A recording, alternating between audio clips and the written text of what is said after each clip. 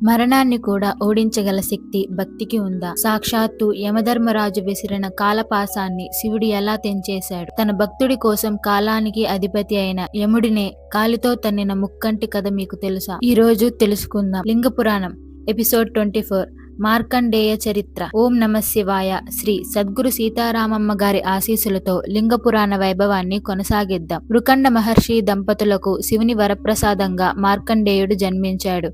అయితే అతనికి కేవలం 16 ఏళ్ల ఆయుష్ మాత్రమే ఉందని శివుడు ముందే చెప్పాడు.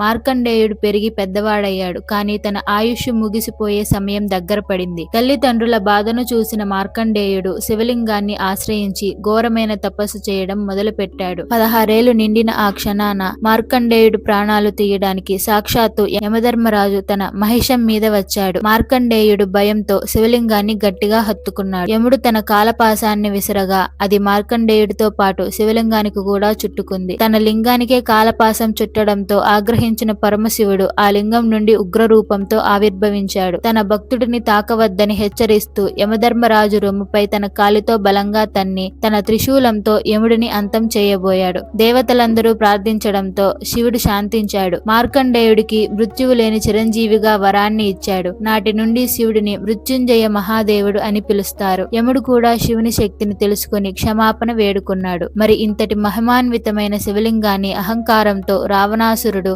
లంకకు ఎలా తీసుకెళ్లాలని చూశాడు. వినాయకుడు ఆ శివలింగాన్ని భూమిపై ఎక్కడ ప్రతిష్ఠించాడు? వచ్చే ఎపిసోడ్లో తెలుసుకుందాం. ఓం నమ శివాయ. ఇలాంటి మరిన్ని ఆధ్యాత్మిక విషయాల కోసం మన సద్గురు సీతారామమ్మ ఛానల్ను ఇప్పుడే సబ్స్క్రైబ్ చేసుకోండి.